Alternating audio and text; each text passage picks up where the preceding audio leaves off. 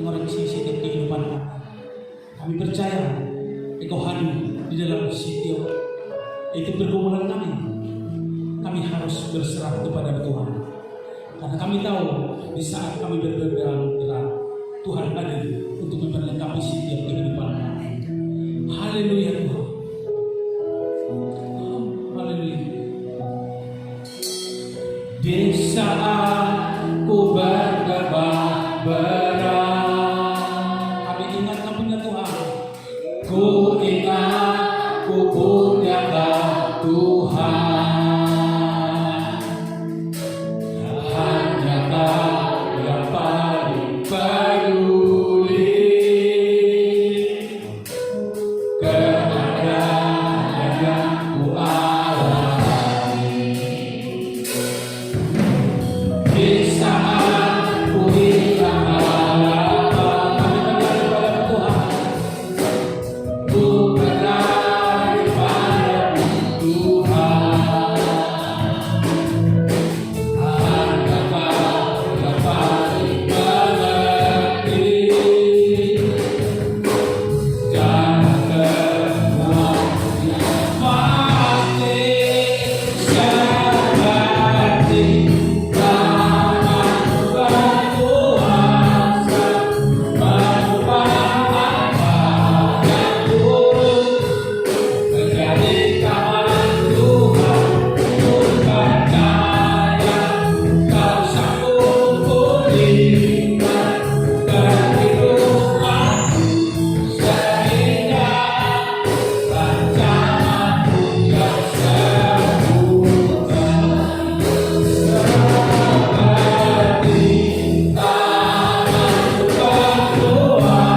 seperti tangan berkuasa, mengubah apa yang buruk menjadi kawan Tuhan. Ku percaya Kau sanggup pulihkan kehidupanku, sehingga rencanamu yang sempurna.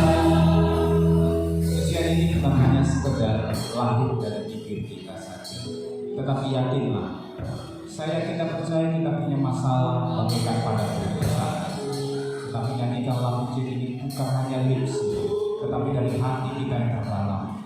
Yakini, imani bahwa padamu akan menjadi taman seperti tangan berkuasa, mengubah apa yang buruk menjadi kawan Tuhan. Ku percaya Kau sanggup pulihkan kehidupanku, sehingga rencanamu seperti haleluya, seperti tangan berkuasa, mengubah apa yang buruk menjadi kawan Tuhan. Ku percaya Kau sanggup pulihkan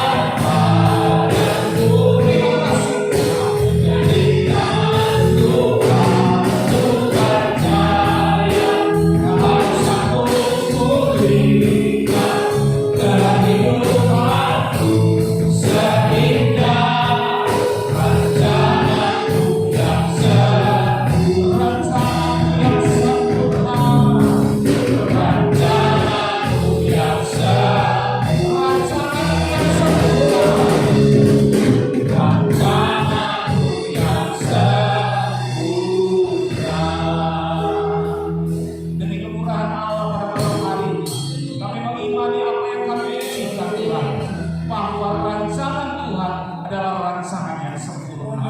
Ajarkan kami, tambahkan iman kami, untuk kami bisa percaya sepenuhnya terhadap janji-janji Tuhan. Terima kasih Tuhan, kalau sebentar kami akan belajar firman Tuhan, dalam menyingkapkan rahasia firman Tuhan, hingga setiap kami yang datang, kami terpuaskan, kami diteguhkan, kami dikoreksi, sehingga perjalanan kami selalu menyenangkan hati Tuhan. Terpujilah Tuhan. Segala kuasa kegelapan kuasa setan yang mengambil konsentrasi kami, mencuri damai sejahtera, bahkan memberikan roh angan-angan pikiran bercabang-cabang, kami patahkan, hancurkan keluar dari tempat ini di dalam kami.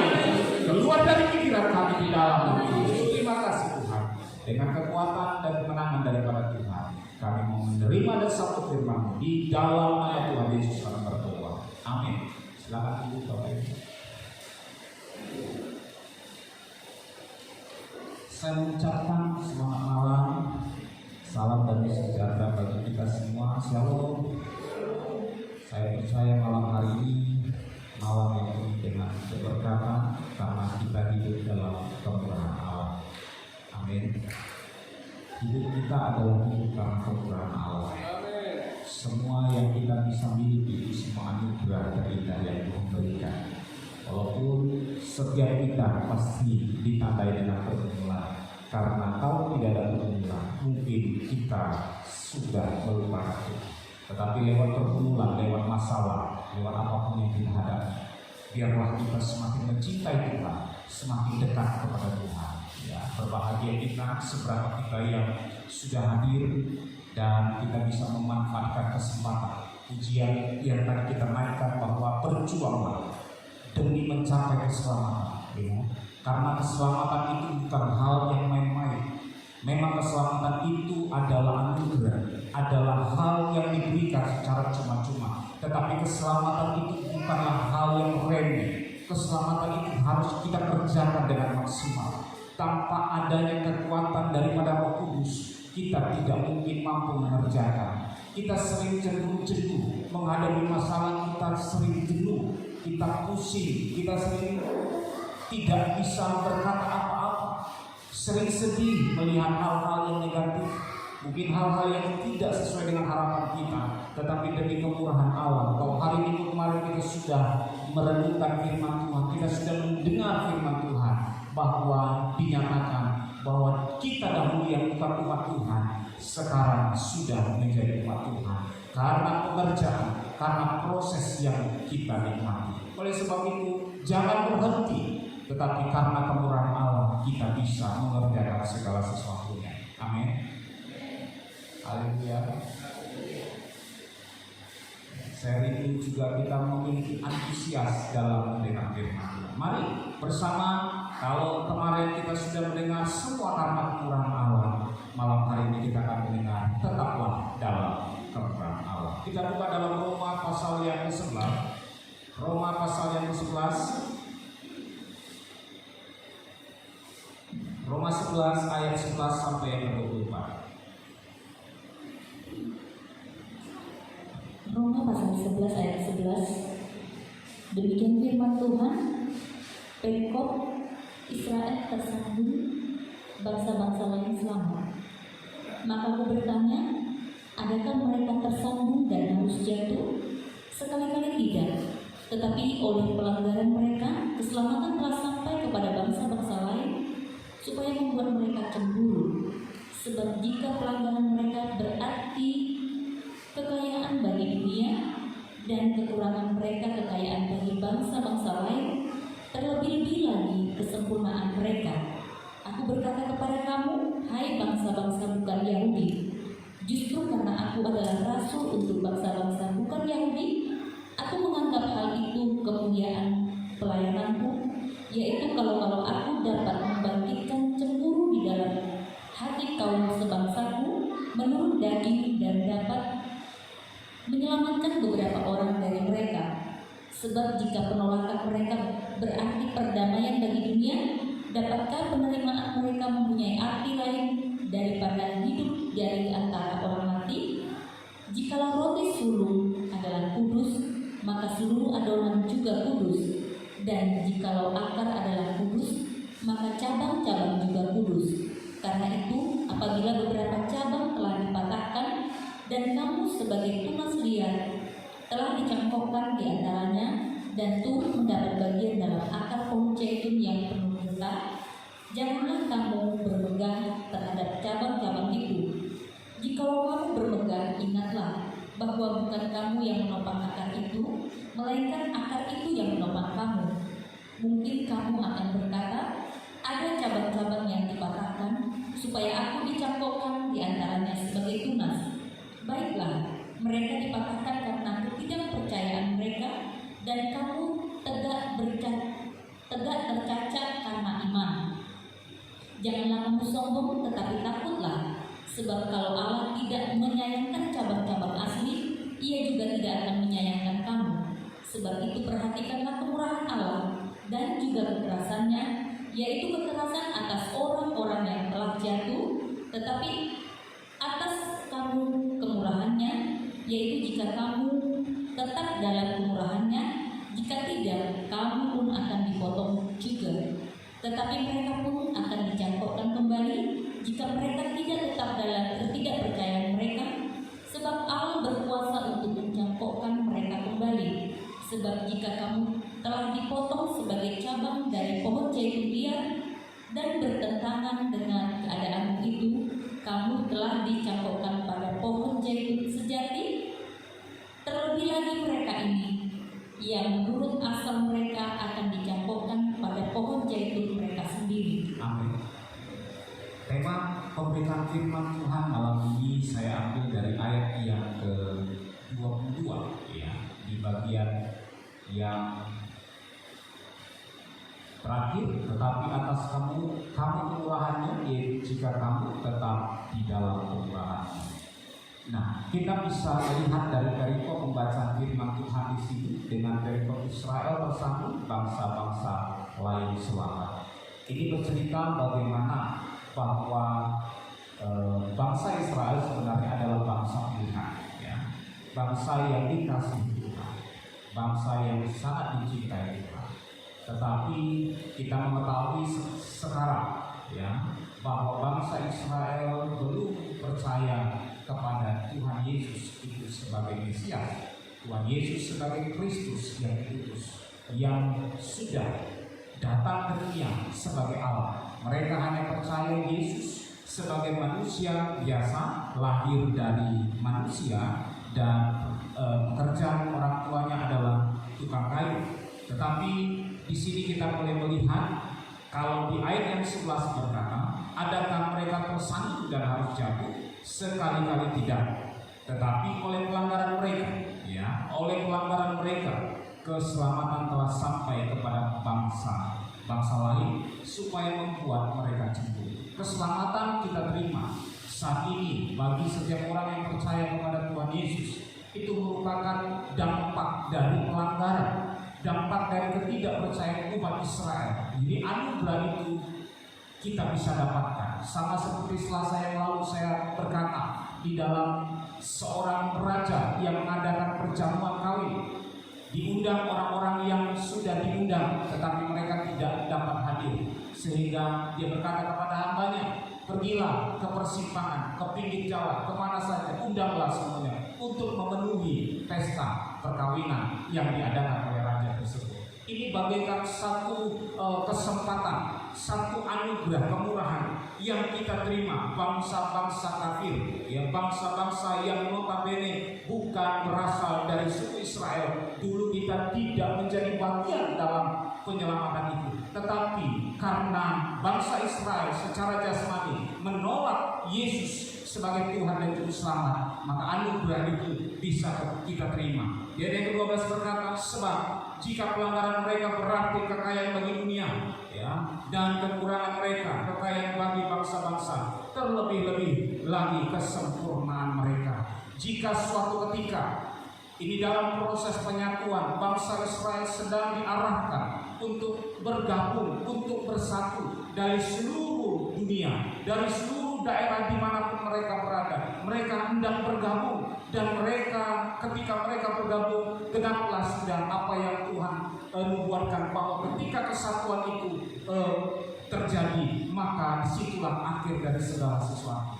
Nah, ini kita sedang mempersiapkan. Kalau mereka sempat bersatu, kita tidak sempat menerima kemurahan Allah, maka waktunya sudah selesai, ya. Nah, sekarang kita masih menerima kemurahan itu. Amin. Kita masih bisa melakukan aktivitas kita, tetapi arahkanlah segala aktivitas yang kita lakukan untuk mempermuliakan Tuhan. Bukan hanya sekedar memenuhi hawa nafsu kita, bukan hanya sekedar memenuhi kebutuhan perut kita, bukan hanya sekedar memenuhi kebutuhan anak-anak kita, tetapi arahkanlah pikiran kita untuk untuk mempermuliakan Tuhan. Karena tujuan kita berada di dunia ini hanya untuk mempermuliakan nama Tuhan. Kemurahan Tuhan masih diberikan kepada kita. Sebab itu perhatikanlah, jangan kita bermain-main terhadap kemurahan Allah. Karena kalau kita tidak memperhatikan dengan baik-baik kemurahan Allah, maka kekerasannya itu yang kita dapatkan. Mungkin kekerasan ganjaran karena kesalahan kita di dunia ini masih oke.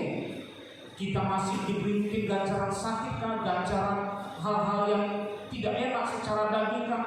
Tetapi ganjaran yang terakhir atas kekerasan Allah adalah ganjaran bagaimana kita tidak masuk dalam kerajaan Allah. Kita tidak bisa masuk dalam pesta perkawinan anak domba. Bagaikan kita ditolak di dalam Matius 7 itu, bahwa Yesus berkata, "Enyahlah engkau sekalian, hai pembuat kejahatan. Aku tidak mengenal engkau." Apakah kita tidak merasakan sedih ketika sesuatu kelak, ketika kita sudah sungguh-sungguh dalam datang kepada Tuhan, tapi hanya sekedar sungguh-sungguh datang, tapi tidak pernah sungguh-sungguh untuk melakukan firman Tuhan? Pada ujung pengakhiran, pas kita mau masuk, kita ditolak. Sedihnya itu kita ambil. Kita sudah melayani, kita sebagian sudah berkhotbah, sebagian sudah rajin dalam PA, rajin dalam KTM, tapi pada akhirnya kita ditolak. Mau ditaruh di mana kehidupan kita ini? Kata maaf tidak ada lagi, sudah terlambat. Tapi sekarang masih ada kata maaf, kata mohon ampun masih diterima Tuhan. Pergunakanlah kemurahan Tuhan ini untuk kita bisa terus boleh masuk dalam rencana Tuhan. Jangan kita sampai terjerumus kepada hal-hal dunia ini, karena keinginan dunia, keinginan mata, serta kemampuan hidup itu yang akan menyeret kehidupan manusia untuk larut di dalam keduniawian ini. Ayat yang ke-13 berkata, "Aku berkata kepadamu, hai bangsa-bangsa bukan Yahudi, ya, justru karena aku adalah rasul." Dia berkata kepada kita, bangsa-bangsa yang bukan Yahudi, ya, justru karena aku adalah rasul untuk bangsa-bangsa bukan Yahudi, aku menganggap hal itu kemuliaan pelayananku. Kalau Rasul Paulus diizinkan untuk memberitakan, untuk menyampaikan kabar keselamatan bagi kaum-kaum yang bukan Yahudi, itu kemuliaan bagi dia. Bagaimana dengan kita? Apakah kita mau mengambil beban tugas untuk karya penyelamatan ini, menyampaikan kabar kemuliaan Tuhan, kabar keselamatan untuk rekan-rekan kita sekalian, dimanapun kita berada? Sampaikanlah kabar tentang keselamatan itu. Mari tariklah, bawalah jiwa sebanyak-banyak mungkin. Dimanapun ada kesempatan kita bicara. Mungkin sedang kita membangun, mungkin kita sedang berjualan, mungkin kita sedang dalam pendidikan, mungkin kita sedang duduk dalam kantor. Mari ceritakanlah tentang kemuliaan kebesaran Tuhan. Karena sudah tidak banyak waktu lagi, kita harus segera menyelesaikan tugas pekerjaan kita di dunia ini. Amin. Haleluya. Jangan kita hanya bekerja untuk kita sendiri, hanya buka ya, bangun pagi, ya, masuk kantor, jualan, kuliah, sekolah, pulang, istirahat, makan, tidur, itu saja aktivitas. Mari sadarlah gereja, bangkitlah kita gereja. Gairahkan semangat kita untuk menyampaikan apa yang Tuhan mau. Untuk semua berita Injil ini boleh disampaikan di mana-mana. Dalam Lukas 17 ayat yang ke-10, coba kita buka sebentar. Lukas 17 ayat 10.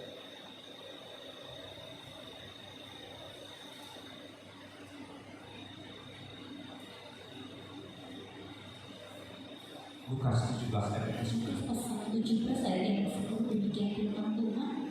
Demikian jugalah kamu, apabila kamu telah melakukan segala sesuatu yang ditugaskan kepadamu, hendaknya kamu berkata, kami adalah hamba-hamba yang tidak berguna, kami hanya melakukan apa yang kami harus lakukan. Marilah kita dasari firman Tuhan ini untuk setiap kehidupan kita. Kalaulah kita bisa melakukan apapun yang bisa kita lakukan, baik itu di rumah, baik itu di pekerjaan, baik itu di gereja, itu semua hanya Tuhan yang mempunyai. Amin. Tuhan yang mempunyai. Kita bisa bekerja, Tuhan yang mempunyai pekerjaan itu.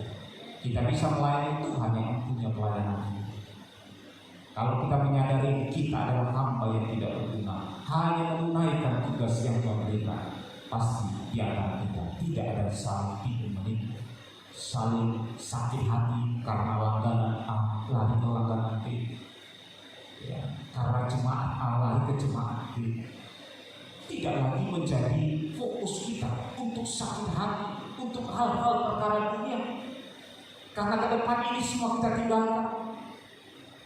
Kalau mungkin Tuhan Yesus belum datang yang kedua kalinya, mungkin Tuhan Yesus datang secara pribadi bagi kita semua, kita tinggalkan, termasuk istri, termasuk anak-anak, termasuk siapa saja orang yang kita kasihi, kita tinggalkan. Tapi banyak orang yang suka sekali bisa dia sakit hati. Karena apa? Karena perkara-perkara yang di dunia ini yang tidak membawa keuntungan sama sekali kepada perkara surga. Oleh sebab itu marilah kita sadar, kalau ada masalah jangan perbesar masalah itu, perkecillah masalah itu. Kalau kecil masalah itu hilangkan. Tidak ada gunanya kita menyimpan masalah. Kalau kita masih bisa diberikan kesempatan untuk kita melakukan, berkatalah bahwa itu adalah kemurahan. Sama seperti yang hari Minggu kemarin kita sudah dengarkan, bahwa apa yang harus kami lakukan, yang itu berbentuk pelayanan, itu semua karena kemurahan Allah. Dalam 2 Korintus 4 ayat yang pertama, boleh kita ulang lagi baca. 2 Korintus pasal 4 ayat yang pertama. 2 Korintus pasal yang keempat ayat yang pertama, demikian firman Tuhan. Harta rohani dalam kejayaan pertama. Oleh kemurahan Allah kami telah menerima pelayanan ini. Karena itu kami tidak tawar hati. Kalau kita semua menyadari ini semua karena kemurahan, kita tidak punya hati yang neko-neko. Kita punya hati terus optimis. Semua karena kemurahan. Saya bisa berdiri di tempat ini, itu semua karena kemurahan Allah. Tidak, bukan karena kekuatan kita, tetapi semua karena kemurahan Allah. Kalau kita bisa duduk dengan tenang, kalau bisa kita hadir di ibadah kita menikmati kemurahan Allah. Saya berkata di hari Minggu kemarin bahwa 2 kali ya kita di dalam ibadah di gereja. Tapi apakah kita semua bisa menghargai kemurahan itu? Secara nyata tidak semua orang bisa menghargai kemurahan itu dengan berbagai kesibukan, dengan berbagai acara. Tapi biarlah ke depan kita sama-sama bisa menghargai kemurahan Allah. Dalam Roma pasal yang ke-11 tadi berkata, ayat yang ke-15, sebab jika penolakan mereka berarti perdamaian bagi dunia, ini penolakan bangsa Israel terhadap Yesus, dapatkah penerimaan mereka mempunyai arti lain daripada hidup dari anak orang mati? Kalau sempat, kalau andai kata bangsa Israel sudah menerima, kalau penolakan tadi dikatakan sebagai perdamaian bagi dunia, tapi kalau penerimaan ini sebagai tutupan anugerah, pintu anugerah tadi, tidak ada kesempatan. Hargai. Ketika bangsa Israel menerima, itu artinya hidup kita sudah selesai, berusaha kita sudah selesai. Kita hanya berusaha sampai batas pintu anugerah terbuka. Ayat yang ke-16 berkata, jikalau roti sulung adalah kudus, jikalau roti sulung adalah kudus, maka seluruh adonan juga kudus. Dan jikalau akar adalah kudus, maka cabang-cabang juga kudus. Roti sulung itu berbicara tentang persembahan khusus. Kalau kita membahas perjanjian lama, di Maleakhi pasal yang ke-3 juga berkata bahwa ada persembahan persepuluhan, ada persembahan khusus. Persembahan persepuluhan dan persembahan khusus ini yang mungkin secara eksplisit atau secara detail kita belum ajarkan di gereja ini secara lugas, walaupun sudah diagendakan, dan meskipun sebagian kita sudah melakukannya dengan setia, tapi persembahan khusus pun bolehlah nanti disampaikan supaya kita mengerti, mengerti bahwa roti sulung Coba kita buka dalam Bilangan pasal 15. Bilangan pasal 15 ayat yang ke-18. Bilangan pasal 15 ayat yang ke-18.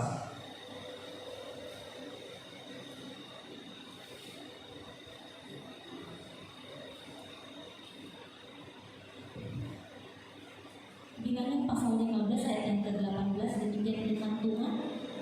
Berbicaralah kepada orang Israel dan katakanlah kepada mereka, apabila kamu masuk ke negeri kemana kamu akan kubawa, maka apabila kamu makan roti hasil negeri itu, haruslah kamu mempersembahkan persembahan khusus bagi Tuhan. Tepung jelaimu yang mula-mula haruslah kamu persembahkan sebagai persembahan khusus berupa roti bundar, sama seperti persembahan khusus dari hasil tempat pemilikanmu. Demikianlah harus kamu mempersembahkannya.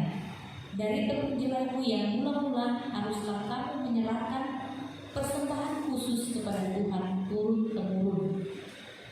Ya, dari Bilangan pasal yang ke-15 ini kita boleh melihat, ya, dikatakan berbicaralah kepada orang Israel, katakanlah kepada mereka, apabila kamu masuk ke negeri kemana kamu akan kubawa, ya, maka apabila kamu makan roti hasil negeri itu, haruslah kamu mempersembahkan persembahan khusus. Jadi roti sulu ini berbicara tentang persembahan khusus, sama dengan kesulungan, ya. Makanya dalam pernikahan, setelah pemuda dan pemudi dipersatukan di dalam nikah, maka ada buah sulung, ya, ada persembahan sulung mereka. Itu membuktikan bahwa pertama sekali mereka membentuk dalam rumah tangga, itu mereka persembahkan sebelum mereka memakan, sebelum mereka masuk dalam pernikahan itu dan menikmati makanan minuman dalam pernikahan itu, mereka persembahkan buah sulung kepada Tuhan, ya. Itu bisa dimasukkan juga di dalam persembahan khusus. Jadi persembahan khusus ini kita kerjakan biasanya itu ketika seorang mendapat pekerjaan baru, ya, itu ada kesulungan. Beda dengan persepuluhan. Persepuluhan pun dibagi dengan bagian 3 persepuluhan. Ya. Kalau kita bicara secara detail memang panjang. Nah, kita harus mengerti bahwa ketika sebelum kita memakan roti, kita harus mempersembahkan persembahan bagi Tuhan. Itu yang dikerjakan bangsa Israel. Nah, apa yang perlu kita maknai di dalam hal ini, bahwa sebenarnya ketika kita sudah menempatkan prioritas Tuhan di dalam harta kita, menempatkan prioritas Tuhan di dalam aset kita, maka saya yakin dan percaya harta, aset, income yang kita dapatkan itu dikuduskan oleh Tuhan. Kalau harta, aset, income kita dikuduskan, maka hati kita tidak terjerat, hati kita tidak terseret kepada harta dunia. Sehingga ketika terjadi global ekonomi, krisis global ekonomi, tidak membuat kita terlalu risau, walaupun kita sedikit ada ragu, ada sedikit bimbang, tetapi tidak membuat kita larut, tidak menggoncangkan iman kita, karena kita tahu Tuhan pasti pelihara, Tuhan pasti tolong. Karena firman Tuhan yang sering kita dengarkan, bahwa burung-burung di udara Tuhan pelihara. Dia tidak menabung, tapi dia bisa hidup dipelihara Tuhan. Apalagi kita yang sudah menabung, kita yang sudah bekerja, kita yang sudah berjerih lelah, tidak akan mungkin Tuhan biarkan kita sampai kita kelaparan. Tidak akan mungkin. Mari kita mengerti bahwa ketika kita menempatkan prioritas di dalam segala sesuatu harta kita, maka harta kita dikuduskan. Makanya di dalam Roma 11 ayat yang ke-16 berkata, Roma 11:16, jika roti sulung adalah kudus, maka seluruh adonan juga kudus. Kekudusan dari apa yang kita miliki ini harus kita prioritaskan. Supaya apa? Supaya kita jangan terjebak, supaya kita jangan terhipnotis dengan hal-hal itu. Kadang-kadang keluarga, orang yang kita kasih juga kadang-kadang bisa membuat kita jauh daripada Tuhan, membuat kita mengabaikan Tuhan, membuat kita semakin rendah kepada Tuhan. Itu termasuk harus dikuduskan, ya. Makanya kesulungan termasuk anak sulung, ya. Kalau Tulah yang ke-10 kematian anak sulung. Itu sulung berbicara, itu sebenarnya hak Tuhan. Kalau kita tidak mengerti, kita seringkali bisa terabaikan, bisa sekali harta ini. Makanya kan orang banyak kadang-kadang karena harta kita tengkar gitu ya. Ada kemarin di orang kaya di salah satu Indonesia, karena harta warisan mereka sanak saudara kami itu berantem, bahkan sampai tikam-tikaman, ya, sampai bunuh-bunuhan. Kenapa? Karena harta. Ini harta, akibat hartanya tidak diputus, sehingga roh kejahatan. Karena 1 Timotius 6 ayat yang ke-10 berkata, 1 Timotius pasal yang ke-6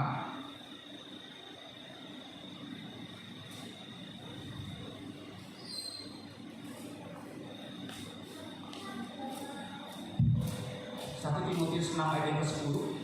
Demikian firman Tuhan, karena akar segala kejahatan ialah cinta uang, sebab oleh memburu uanglah beberapa orang telah menyimpang dari iman dan menyiksa dirinya dengan berbagai-bagai duka. Kejahatan ialah cinta uang, sebab oleh memburu uanglah beberapa orang telah menyimpang dari iman. Ini membuktikan ketika income, ketika harta, ketika cita-cita kita tidak mengalami pengudusan, ini yang membuat kita menyimpang dari iman.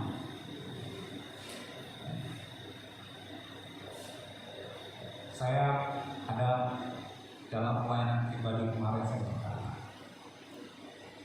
apapun yang kita miliki, ya, apapun yang pencapaian kamu saat ini, tidak lebih berharga daripada jiwa. Tuhan menghendaki jiwa kita diserahkan, bukan harta. Kalau Tuhan percayakan harta kita mungkin lebih daripada orang lain, jangan kita sombong. Kalau kita mungkin mempunyai istri lebih cantik dari orang lain, karena memang itu pasti hukumnya, istri kita lebih cantik dari orang lain. Amin. Tidak mungkin istri orang lebih cantik. Kemarin kami ibadah penghiburan secara nasional, ya, kebetulan saya dipercayakan untuk menyampaikan penghiburan. Kesaksian dari keluarga yang menghibur berkata bahwa ketika suaminya, ya, berkata perawat itu cantik, ya, padahal perawat itu pakai APD. Datang si istri bilang, kayak mana ya papa bilang cantik? Dia kan pakai APD, nampak dari mana? Iya, dia memang cantik, kan? Mungkin si istri merasa tersayang ya. Aku nggak suka begitu, katanya kan? Langsung, ya nggak boleh. Harus istri kita itu yang kita puji. Manfaatkan, pujilah selagi masih bisa dipuji, dan pujilah selagi masih bisa memuji.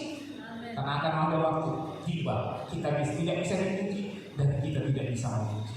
Kenapa? Karena sudah terpisah dengan ikatan darah dan daging. Selagi ada waktu berkesempatan saat ini, bukan berarti jangan jangan hiperbola juga, ya. Jangan terlalu tinggi sehingga membuat nanti jatuh tidak bisa kita tampung lagi. Ya, kalau jatuh tidak bisa kita tampung, kena semen, luka, badannya terkeselir. Ya. Nikmati kebersamaan, nikmati. Jangan sampai apa yang dipercayakan Tuhan, baik uang, baik harta, baik apapun, itu akan membuat kita semakin menyimpang dari iman, bahkan menyiksa diri kita dengan berbagai-bagai duka. Banyak orang mencari uang penuh dengan duka, betul? Banyak, ya, duka. Makanya itu sebenarnya kutukan. Ketika manusia Adam dan Hawa jatuh, Adam dikatakan Tuhan, terkutuklah engkau. Engkau akan bercerih lelah dalam mengerjakan tanahmu. Kita kerja dengan jerih lelah itu karena kutukan. Tapi janganlah kita karena kerjaan yang sudah terkutuk ini kita sampai gontok-gontokan kepada orang-orang lain. Mari bebaskan diri kita dari segala ikatan-ikatan yang ada. Kita harus berkonsentrasi kepada tujuan utama kita adalah mempermuliakan Tuhan. Kalau roti seluruh adalah kudus, maka seluruh adonan juga kudus. Dan jika akar adalah kudus, maka cara juga kudus. agar juga ini bisa berbicara tentang pemimpin, agar juga bisa berbicara tentang kepala rumah tangga. Saya ingatkan sebagai laki-laki, ya, apalagi ibarat anak-anak, apa yang saya bilang ya, anak muda kan muda lagi ya, orang tua, calon orang tua yang masih muda yang baru menikah, jaga kekudusan, ya, karena laki-laki itu adalah sumber. Amin. Jangan kotori keluarga kita karena kita kotor. Kalau kita menerima kotor, laki-laki, seringkali kita bongkar kotoran itu ke rumah, sehingga kotorlah rumah kita. Arti kotor itu bukan hanya kita injak kotoran di luar, tetapi tubuh kita jangan kita pergaulan ke kotoran di luar sana, sehingga kita bawa kotoran itu ke dalam. Laki-laki ini sangat pegang peranan. Laki-laki itu adalah sumber, ya, kepala pemimpin di dalam rumah tangga. Kita harus kuduskan, jangan bermain-main, ya, supaya apa? Ketika dan jika akar adalah kudus, maka cabang-cabang juga kudus. Amin. Seluruhnya akan dikuduskan. Ya. Penyerapan, pendengaran, penglihatan, mari kita kuduskan. Ya. Kita harus bersama-sama. Apa gunanya kalau kita tidak berjaga-jaga terhadap harta, terhadap keinginan-keinginan hawa nafsu yang menjerumuskan kita kepada kebinasaan. Oleh sebab itu, mari kita terus menikmati kemurahan Tuhan. Jangan kita sia-sia kesempatan. Dalam Roma pasal 11 ayat 17. Karena itu apabila beberapa cabang telah dipatahkan, ya, cabang ini menunjuk kepada bangsa Israel, ya, dan kamu sebagai tunas liar telah dicangkokkan di antaranya. Tunas liar ini menunjuk kepada umat kafir, yaitu kita yang dahulu tidak percaya kepada Tuhan. Kita dulu orang berdosa, dikategorikan orang kafir, disebut sebagai tunas liar, telah dicangkokkan di antaranya dan turun mendapat bagian dalam akar pohon zaitun yang penuh getah. Ayat yang ke-18, janganlah kamu bermegang terhadap cabang-cabang itu. Jikalau kamu bermegang, ingatlah bahwa bukan kamu yang menopang akar itu, melainkan akar itu yang menopang kamu.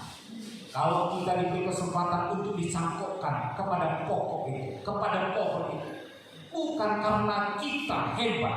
Kalau kita bisa melakukan seperti apa yang Tuhan mau, itu bukan karena kita, tapi karena akar itulah yang menopang kita.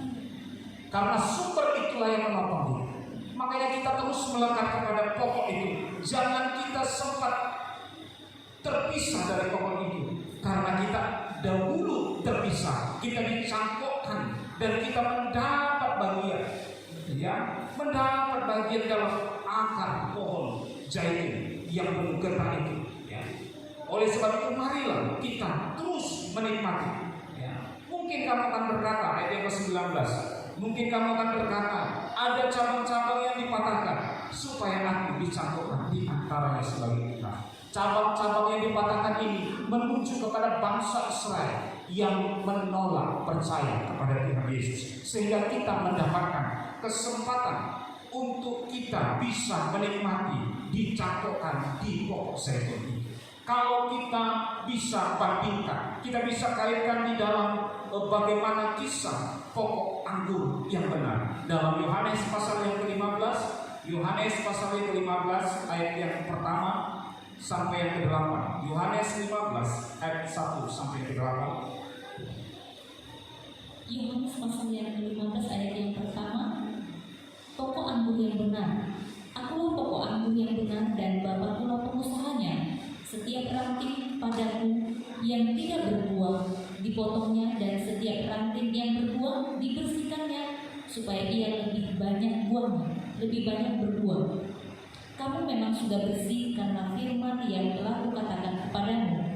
Tinggallah di dalam aku dan aku di dalam kamu. Sama seperti ranting tidak dapat berbuah dari dirinya sendiri kalau ia tidak tinggal dalam pokok anggur, demikian juga kamu tidak berbuah jikalau kamu tidak tinggal di dalam aku. Akulah pokok anggur dan kamulah ranting-rantingnya. Barang siapa tinggal di dalam aku dan aku di dalam dia, ia berbuah banyak, sebab di luar aku kamu tidak dapat berbuat apa-apa. Barang siapa tidak tinggal di dalam aku, ia dibuang keluar seperti ranting dan menjadi kering, kemudian dikumpulkan orang dan dicampakkan ke dalam api lalu dibakar. Jikalau kamu tinggal di dalam aku dan firman-Ku tinggal di dalam kamu, mintalah apa saja yang kamu kehendaki dan kamu akan menerimanya. Dalam hal inilah Bapa-Ku dipermuliakan, yaitu jika kamu berbuah banyak, dan dengan demikian kamu adalah murid-murid-Ku. Haleluya. Kalau kita mau mempermuliakan Bapa, kita harus berbuah banyak. Berbuah bukan buah yang masam, bukan buah yang busuk, tapi buah yang manis. Kita kalau beli buah di pasar, beli buah di swalayan, di minimarket, supermarket, kita pasti pilih buah yang manis. Ya, ada yang cari buah yang asam? Tidak ya, kecuali kita beli asam. Ya, beli asam di pasar Maranatha pasti bukan yang manis. Kita pasti cari yang asam. Berbuahlah yang lebat. Untuk apa? Untuk mempermuliakan Bapa di surga. Prinsip dari ranting atau prinsip dari cabang. Yang pertama prinsipnya adalah siap dibersihkan. Dalam Yohanes 15 ayat yang kedua tadi, coba diputar kembali, dilihatkan ya. Setiap ranting padaku yang tidak berbuah, ya, dipotongnya. Dan setiap ranting yang berbuah dibersihkan. Supaya apa? Ia lebih berbuah. Prinsip dari ranting harus mau dibersihkan. Ya. Tidak ada kata tidak mau dibersihkan. Harus. Makanya kenapa kita setiap dengar firman Tuhan sebenarnya ini seperti ranting yang dibersihkan. Ranting yang dibersihkan hanya ranting yang terkait atau yang sudah tercampur di pokoknya. Kalau ranting yang sudah ada di belakang, yang sudah dipotong-potong, itu tidak dibersihkan lagi. Itu hanya tinggal dikasih api supaya dibakar. Nah, kalau kita masih diberi kesempatan untuk dibersihkan tipis atau di mana, ya, itu memang sepertinya sakit, ya. Tapi memang ranting itu harus dibersihkan, ya. Dibersihkan lewat apa? Coba kita buka dalam 1 Petrus pasal 1 ayat yang ke-22. 1 Petrus pertama ayat yang ke-22. 1 Petrus pasal yang pertama ayat yang ke-22. Karena kamu telah menyucikan dirimu oleh ketaatan kepada kebenaran, sehingga kamu dapat mengamalkan kasih persaudaraan yang tulus ikhlas, hendaklah kamu bersungguh-sungguh saling mengasihi dengan segenap hatimu. Kamu telah menyucikan diri, bagaikan disucikan lewat apa? Lewat ketaatan kepada kebenaran. Ketaatan kepada kebenaran bukan hanya bicara tentang Alkitab, tetapi ketaat kepada kebenaran itu berbicara tentang prinsip-prinsip hidup di dalam kebenaran firman. Prinsip-prinsip hidup, bagaimana orang yang muda menghormati orang yang tua, bagaimana anak menghormati orang tua, bagaimana istri menghormati suami, bagaimana suami mengasihi istri, bagaimana anak bapak itu kembali kepada anak-anak, mengasihi anak-anaknya, memelihara, merawat.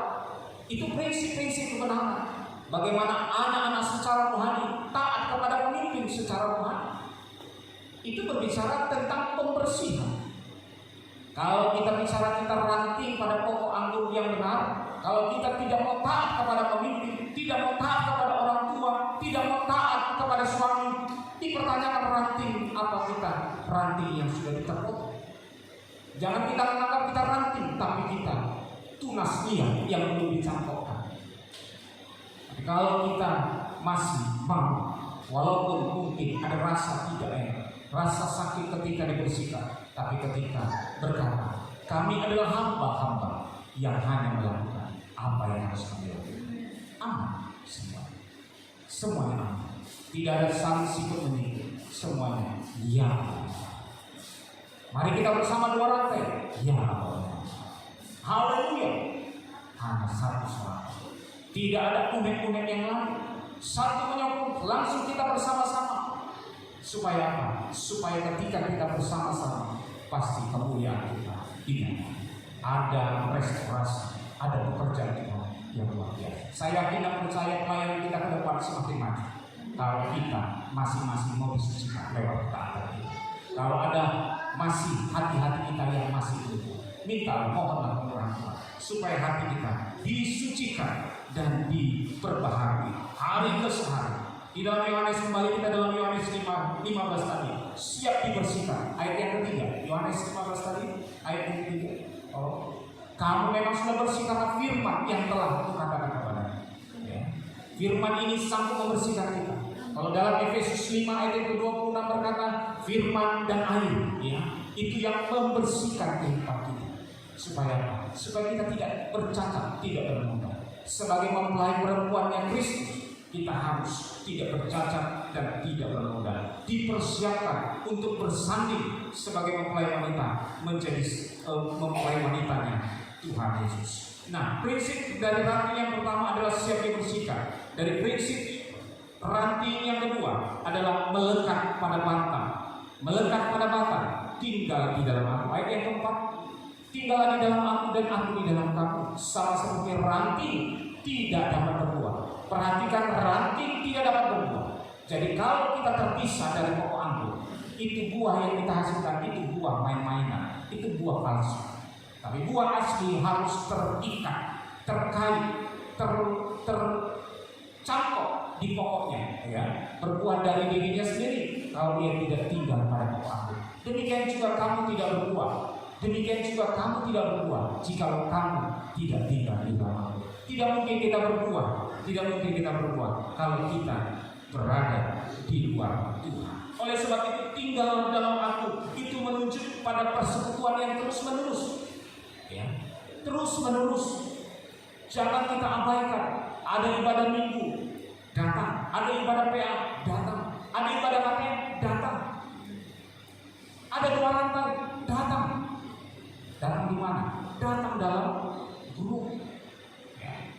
Daftarkan nama kita di grup. Ya. Supaya kita masuk terus menerus. Ya. Setia dalam gerak ibadah dan setia dalam ketaatan. Kesetiaan itu berbicara sampai akhir, sampai mati.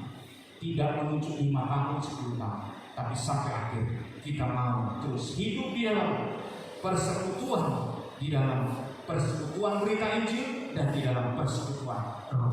Melekat pada batang atau tinggal di dalam aku, kata Yohanes 15 ayat 4, itulah prinsip dari ranting yang kedua. Prinsip dari ranting yang ketiga adalah dalam Yohanes 15 ayat yang kelima, akulah pokok anggur dan kamulah rantingnya. Barang siapa tinggal di dalam aku dan aku di dalam dia, dia apa? Berbuah banyak. Tidak hanya satu-satu, tapi berbuah banyak.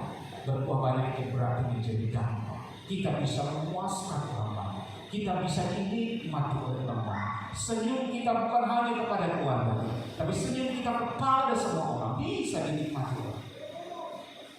Bukan hanya kalangan gereja, tetapi di kampung kita ini senyum. Wah, hebat itu Pak Maria, senyumnya luar biasa. Asal dia senyum terus, ya, bukan senyum-senyum sembarang, tetapi dia tahu apa senyumnya. Bisa dirasakan. Amin. Mau berbuah banyak? Kalau mau berbuah banyak, jangan lupa prinsip yang kedua. Apa prinsip dua ranting? Tinggal di dalam aku. Tinggal di dalam aku tadi berbicara apa? Kita terus menerus ada di dalam ibadah, terus menerus ada di dalam ketaatan, terus menerus ada di dalam doa, sehingga tidak ada waktu yang lain kita gunakan untuk mengerjakan hal-hal dunia. Habis bekerja kita berdoa, habis bekerja kita baca Quran, habis bekerja kita ibadah.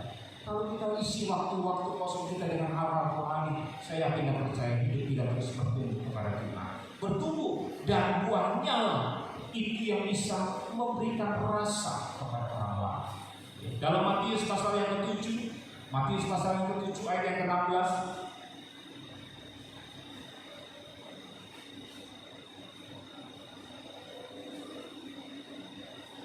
Matius pasal yang ke-7 ayat yang ke-16, demikian firman Tuhan, dari buahnya lah kamu akan mengenal mereka. Dapatkah orang memetik buah anggur dari semak duri atau buah ara dari rumput duri? buahnya. Dapatkah orang memetik buah anggur dari semak duri? Pasti tidak. sedangkan buah mangga dari pohon jambu tidak mungkin kita bisa petik. Artinya sesuai. Kalau hidup kita adalah hidup yang melekat pada pokok anggur, Pasti buah anggur yang manis kita keluarkan. kalau hidup kita melekat kepada Tuhan, Pasti kita akan mengimpartasikan damai sejahtera. Haleluya. hidup kita harus melekat supaya buah itu secara otomatis Melalui proses otomatis. Saya kemarin ketemu dengan ketua rayon Rohul ya, Rohul itu ketika kami berangkat ke Sikampak, kami berjumpa dengan ketua rayon Rohul. Pas di depan rumahnya itu ada jagung.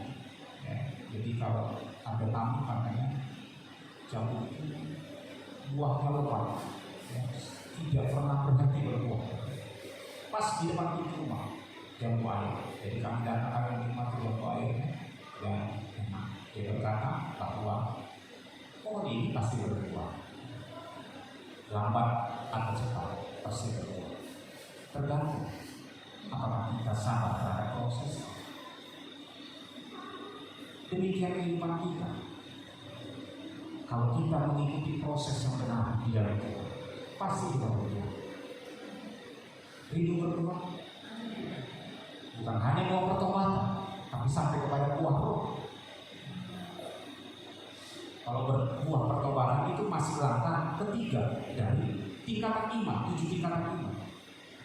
Kalau buah roh itu sudah masuk kepada tingkatan yang ke-6, hampir sampai kepada kesempurnaan. Karunia-karunia roh itu melimpah. Saya rindu memang inilah kerinduan hati dalam penyembahan kita, bisa semangat, bisa penuh roh.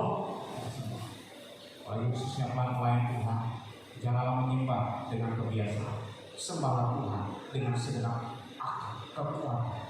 Saya pernah singgung sela-sela, kalau kita tahu kalau nanti malam kita mati, kita pasti berdoa dengan sungguh-sungguh, bukan main-main. Hargailah Tuhan Allah dalam diri kita, supaya kita bisa menikmati keindahan. Bagaimana doa Bapa kami itu bisa menjadi realita dalam rumah tangga kita. Kalau kita belajar Bapa kami yang di surga, dikuduskanlah namamu, datanglah kerajaan, jadilah kehendak di bumi seperti kerajaan surga mau terjadi di muka bumi. Kita lemas-lemas ketika kerajaan surga ada di tengah keluarga, kerajaan surga ada di tengah pelayanan kita, maka ada keindahan, penyembahan yang luar biasa, puji-pujian yang luar biasa, semangat. Jadi saya menikmati pujian, kerjakanlah keselamatanmu dalam takut dan derita. Berbicara tentang iman, bicara tentang Islam itu perjuangan. Jangan-jangan kita nanti mengalami habis tenaga sehingga di ujung akhir perjalanan kita menyimpang. Apa yang Bapak Kepala kemarin bilang, jangan sampai 2 langkah lagi kita tak masuk. Sudah sampai ibarat di depan pintu itu tidak punya kekuatan lagi untuk melangkah masuk, karena kita tidak berjalan-jalan dan tidak berdoa, tidak waspada terhadap situasi-situasi yang terjadi sekarang. Marilah kita hidup di dalam Tuhan, melekat pada mata, siap dibersihkan. Jangan ketika mau dibersihkan kita lari, ya. Ketika mau dibersihkan kita lari. Kalau kita melekat pada pokok, kita tidak mungkin lari. Dalam Roma 11 kita kembali, Roma pasal yang 11 ayat yang ke-20. Baiklah mereka dipatahkan karena ketidakpercayaan mereka, dan kamu tegak tercacat karena iman. Janganlah kamu sombong, tetapi takutlah. Sekali lagi diingatkan, janganlah kamu sombong, tetapi takutlah. Ayat yang ke-21, sebab kalau Allah tidak menyayangkan cabang-cabang asli, Ia juga tidak menyayangkan kamu. Sedangkan cabang asli aja dipatahkan dari pokoknya, apalagi kita tunas liar yang dicangkokkan. Kalau kita tidak menghargai, tidak mau dibersihkan, bisa kita lebih cepat dipatahkan dan dibakar secepat mungkin. Ayat yang ke-22 berkata, sebab itu perhatikanlah kemurahan Allah dan juga kekerasannya, yaitu kekerasan atas orang-orang yang telah jatuh. Ingat sekalian kita, bagi kita yang sudah mengalami kejatuhan, ingat perhatikan, tetapi atas kamu kemurahannya, yaitu jika kamu tetap di dalam kemurahannya, jika tidak kamu pun akan dipotong juga. Hiduplah tetap di dalam kemurahan Allah. Tetap melakukan setiap kehendak Allah. Jangan menyimpang ke kanan dan ke kiri. Ya. Supaya apa? Supaya kita bisa menikmati persekutuan dengan Tuhan. Status kedudukan kita di hadapan Allah itu berbicara tentang iman. Iman. Ya. Jangan kita digagalkan oleh apapun. Amin. Jangan pernah berhenti untuk berproses dalam pertumbuhan iman. Kita harus bertekun. Coba kita baca dalam Kolose pasal yang pertama, ayat yang 23. Kolose pasal yang pertama ayat yang ke-23, demikian firman Tuhan, aku didesak dari dua pihak. Aku ini Satu ayat lebih.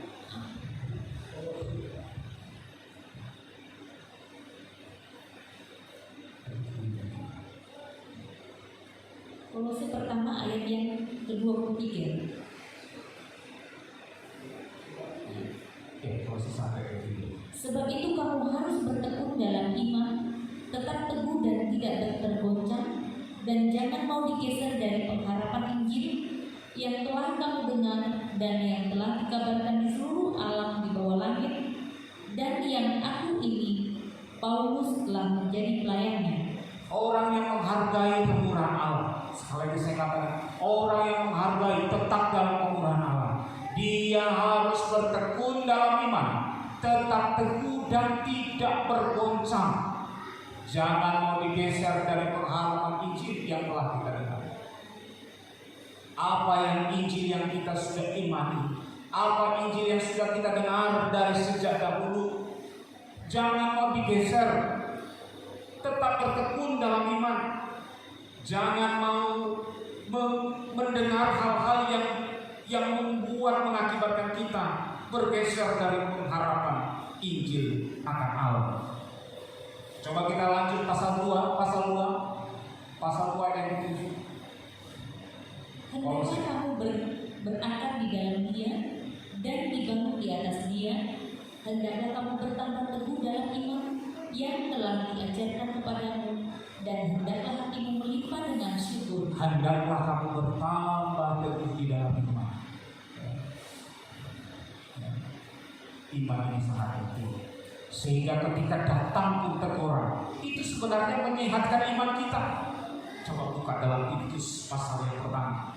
Titus pasal pertama ayat yang ke-13. Titus 1 ayat yang ke-13, demikian firman Tuhan, kesaksian itu benar, karena itu tegurlah mereka dengan tegas, supaya mereka menjadi sehat dalam iman. Memang di dalam prinsip kekristenan harus ada hal-hal yang memerlukan penegasan. Supaya iman sehat. Tujuan dari penyampaian firman bukan untuk melemahkan, tapi untuk membuat sehat iman. Walaupun kadang-kadang daging ini memang sakit, ya biasa. Tapi kalau kita tetap terus berjuang memelihara iman, saya yakin iman kita sehat. Kalau iman kita sehat, siapa yang beruntung?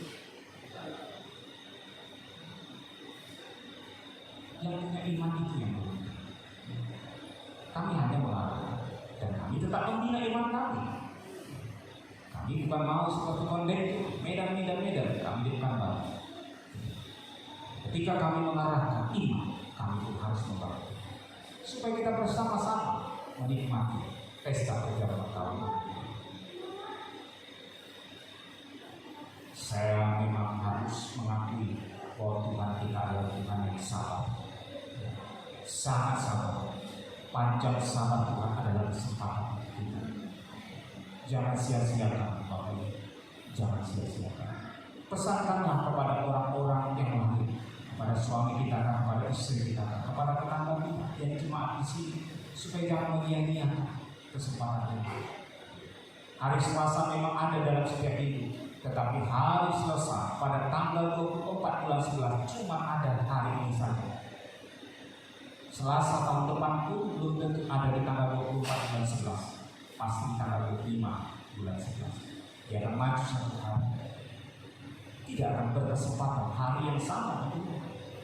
Ketika ada kesempatan, mari kita manfaatkan kemurahan Allah itu bagaikan uluran tangan kepada bangsa.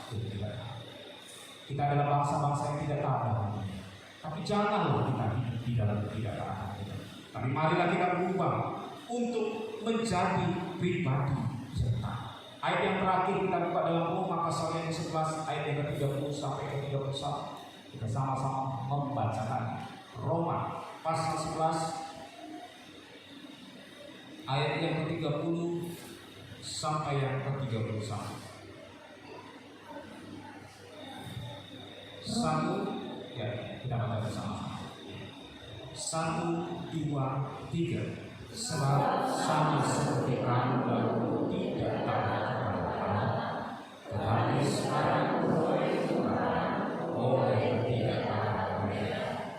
Demikian juga mereka sekarang tidak taat, supaya orang yang telah taat mereka juga akan amin.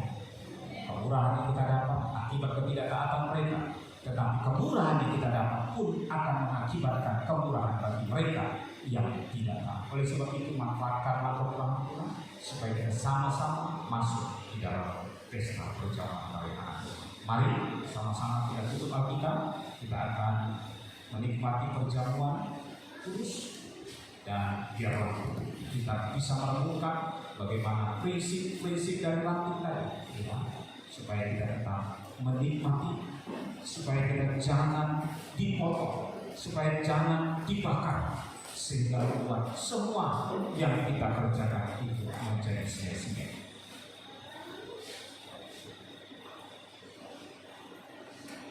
Mari sama-sama kita bangkit berdiri, kita bernyanyi yang lagu tadi. Ku percaya tangan kuasa Tuhan bisa berubah padaku menjadi taat. Haleluya.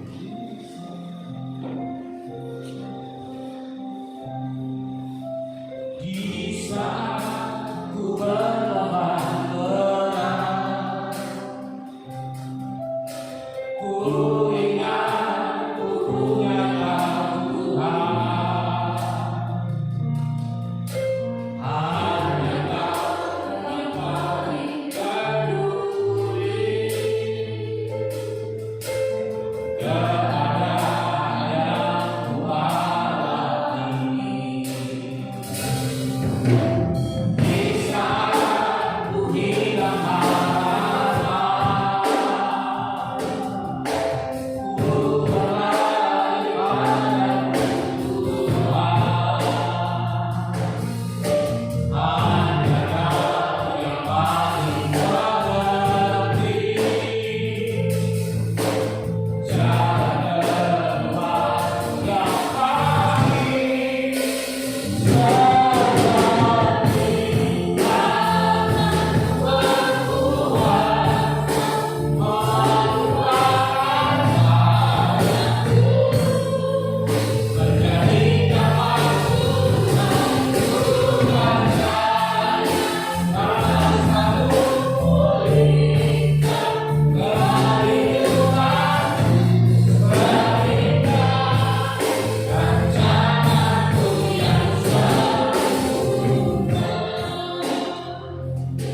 Persiapkan hidup kita untuk menikmati jamuan perjamuan kudus. Sebelum kita menikmati, baiklah kita mengerti, memahami apa maksud perjamuan kudus. Perjamuan kudus adalah peringatan atas kesalahan Tuhan Yesus Kristus. Ingatlah, Yesus sengsara karena Dia mengasihi kita. Dia tidak menuntut balas apa-apa. Dia hanya mau kita kembali mengasihi Dia.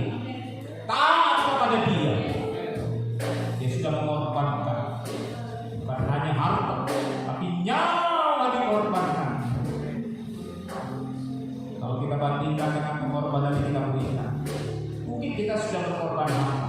Seberapa banyak harta yang sudah kita korbankan? Apakah pernah kita mengorbankan seluruh harta kita? Belum. Apalagi nyawa kita belum. Tapi Tuhan mau kita mengasihi Dia dengan segenap hidup kita. Jangan bermain-main, jangan bermain-main. Marilah, pergunakanlah kemurahan Tuhan ini.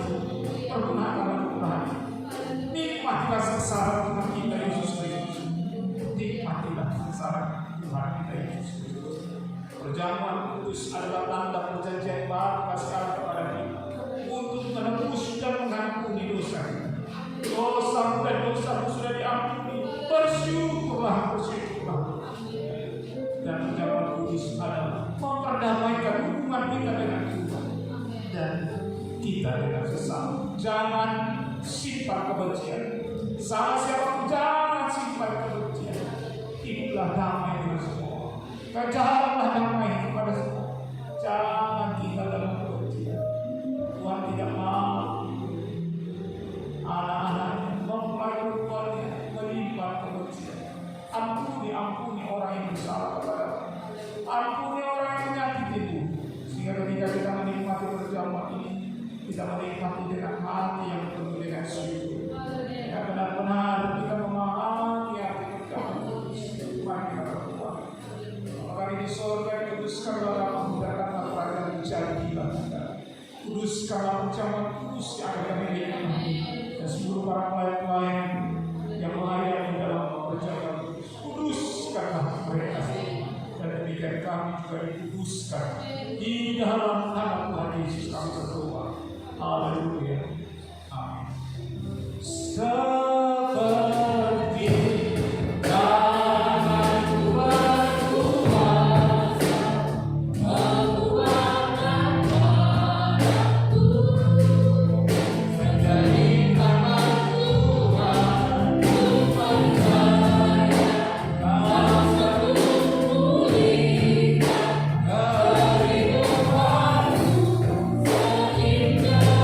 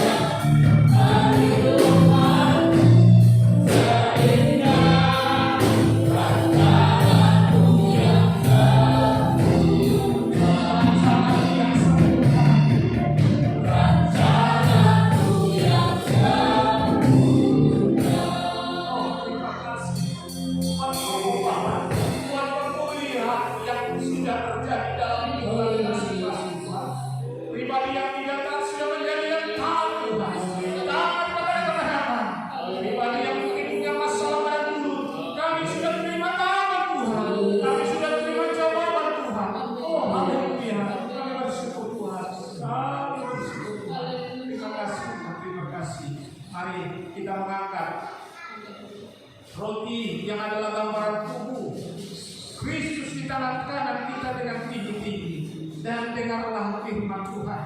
Sebab apa yang telah kuteruskan kepadamu telah aku terima dari Tuhan, yaitu bahwa Tuhan Yesus pada malam waktu Ia diserahkan, Ia mengambil roti dan sesudah itu Ia mengucap syukur atasnya. Ia memecah-mecahkan dengan berkata, inilah tubuhku yang terus diserahkan bagi kamu. Perbuatlah ini menjadi peringatan akan aku.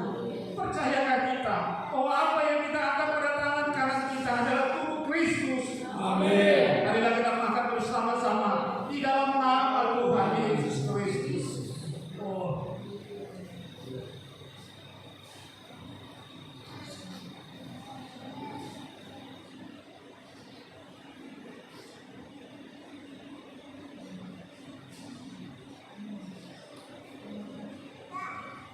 Terima kasih Tuhan.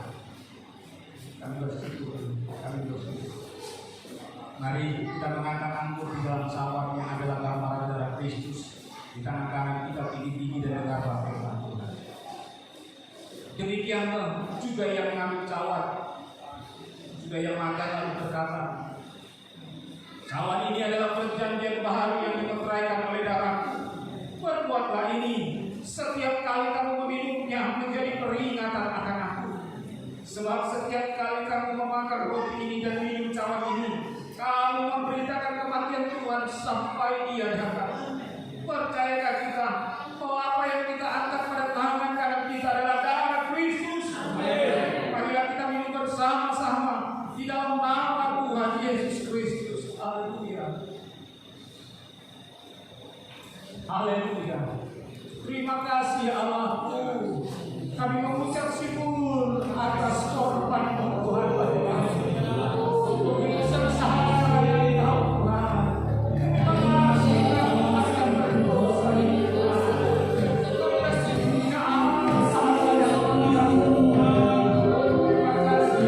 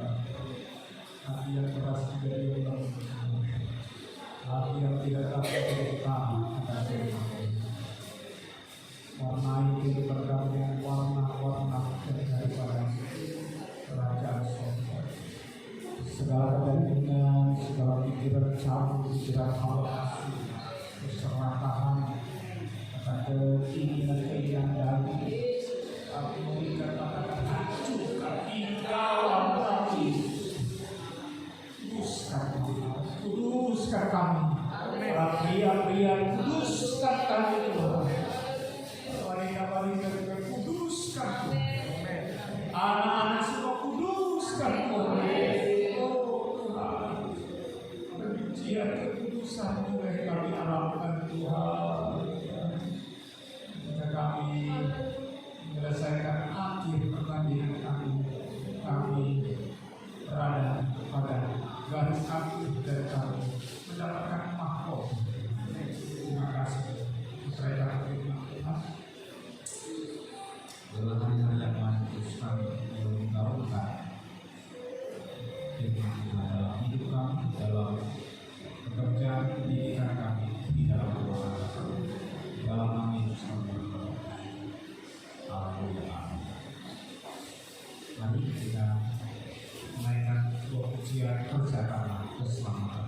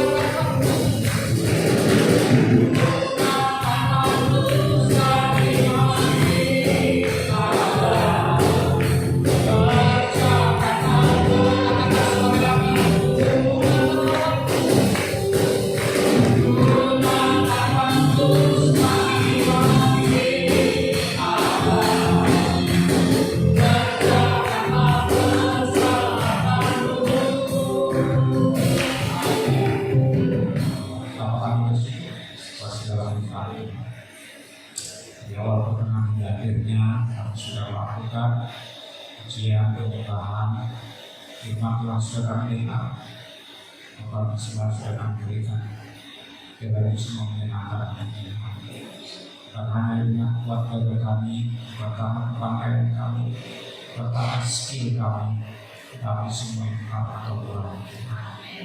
Ajarkan kami dalam ibadah-ibadah selanjutnya, kami telah mempertahankan kerendahan hati, kami telah mempertahankan sikap hamba yang tidak punya kelebihan apa-apa di dalam setiap ibadah pelayanan kami, sehingga setiap yang kami lakukan menyenangkan bagi kami. Pelayan yang sudah mengambil bagian dalam pelayanan WL, Sinar, Musik, Omega Mission, Omega Laptop, yang menyambut tamu, semuanya bahkan hambamu pribadi yang sudah menyampaikan firman Tuhan percayakan Tuhan berkati kami kuduskan segala pergumulan kami juga Tuhan kami percaya sesuai dengan firman Tuhan, jika kami tinggal di dalam Engkau dan Engkau ada di dalam kami.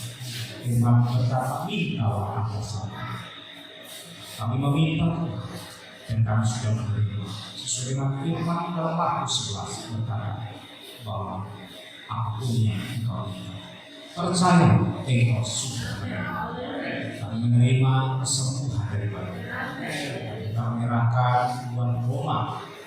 Tuhan pulihkan, Tuhan sembuhkan. Kalau dia saat ini berada di kampung halamannya, Tuhan pulihkan. Bagian usus, bagian perut yang sakit, Tuhan jamah dalam nama Yesus. Demikian juga buat rekan-rekan yang lain yang kami tidak bisa sembuhkan, yang mengalami sakit juga, Tuhan pulihkan, Tuhan sembuhkan. Uluran tangan menjamah setiap yang sakit. Baik kami yang hadir, kalau kami mengalami keletihan, mengalami sakit-sakit encok dan lain sebagainya, Tuhan juga memberikan pemulihan bagi kami. Sehingga ketika kami pulang, ketika kami beristirahat, kami sudah mendapatkan kekuatan baru di berkati Tuhan. Bangun besok pagi, kami dengan tubuh yang segar dari Tuhan. Terima kasih Tuhan. Dalam segala kegiatan pelayanan kami serahkan.